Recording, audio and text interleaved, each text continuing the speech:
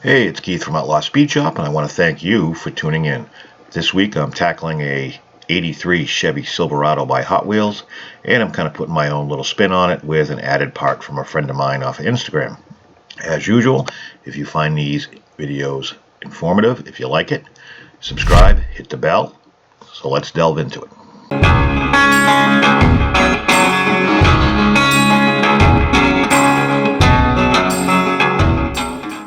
All right. Yeah, so 1983 Chevy Silverado pickup by Hot Wheels. Thing's pretty freaking cool to begin with, but I have to put my own take on it. I was thinking about more of a custom shop truck. Thing's pretty low to begin with. I do make it just a tad bit lower because you can never go too low. So as usual, I put my own spin on it. Start by, as always, drilling out the posts, which I did off camera. And I assembled it to make sure that everything fit perfectly, because you want to make sure that the posts will actually fit into the base. Sometimes they tend to peen over a little bit if you don't sand them down and smooth them out. Sometimes you have to make the holes on the base just a tad bit bigger. So once it's pretty much drilled and disassembled, the big thing for me was scoping out what I have.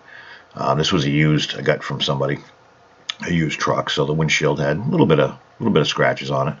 I'm really digging the interior. There's a lot of detail in here. You can see the seat belts. There's a fire extinguisher.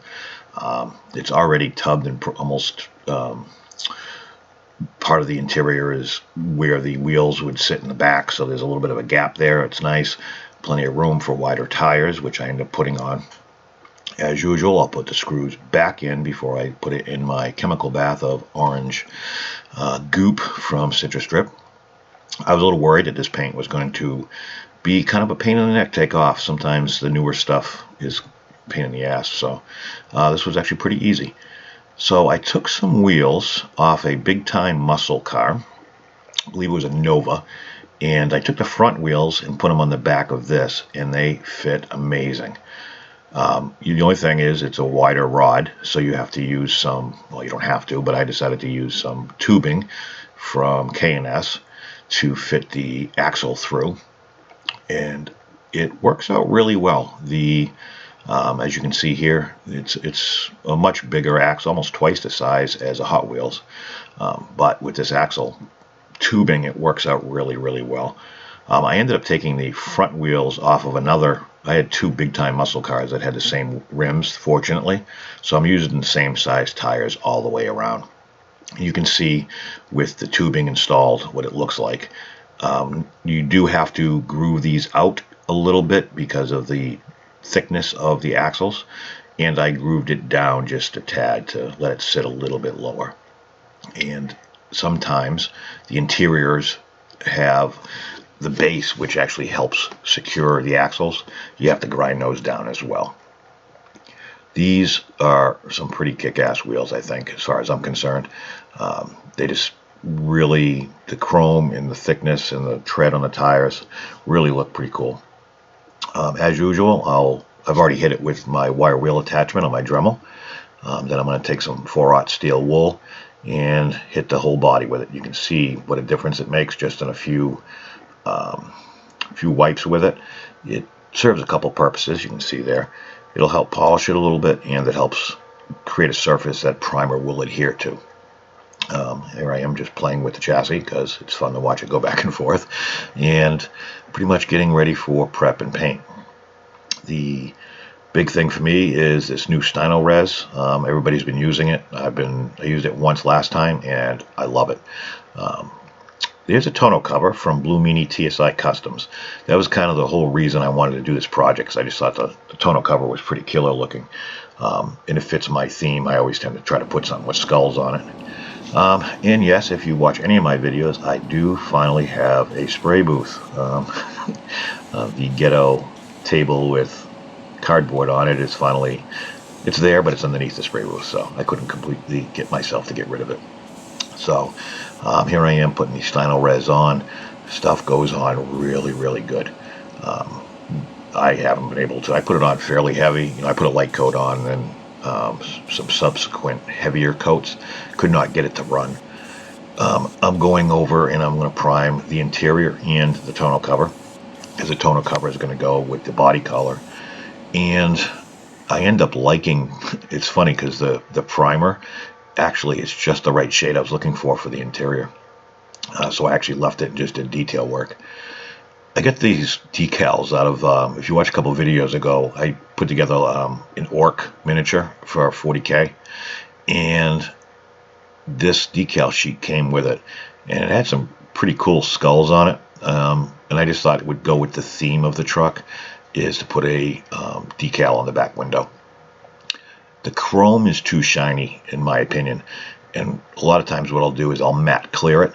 It helps dull it down, and it gives me a good surface if I want to do any detail painting. I'm not painting directly on the plastic chrome. So it's a good trick. It knocks the chrome shininess down. Body is going to go with a pearl black that I got from Createx. It's a light pearl, and the black comes out almost, I want to say, a really dark gunmetal gray. It's not a really deep black, because I think the pearl in it actually cuts it down a little bit and gives it a really, again, it's black in certain light, but it's, if you look at it on most of the lights, at least with the camera, it's almost a charcoal, but it still looks pretty cool. So I'm going to paint the whole body using that, and I'm also going to paint the tonneau cover. Make sure you guys stick around till the end of the video. I'm actually trying something new, and I'm going to kind of give it like a little preview of the next project that's coming up. So, excuse me.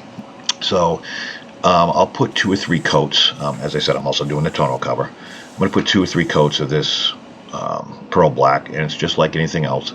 You put a light coat on, let that tack up and dry. And these Createx colors, they do dry really, really quick. But then you can go on afterwards. In your following coats, you can go like a medium heavy, and then a pretty decent heavy, because it adheres to itself really, really good. And you'd have to really lop it on there to get a run, you know, unless, or if you don't wait long enough in between coats, then it could possibly run. But I got a heavy hand, and I think I finally figured out the trick to this, and I haven't been able to get it to run yet. So I'm really, really happy with it. And again, the tonneau cover, I'll also get a second hit. The detail on this tonneau cover is pretty cool, and it fits like a dream. It just snaps right in.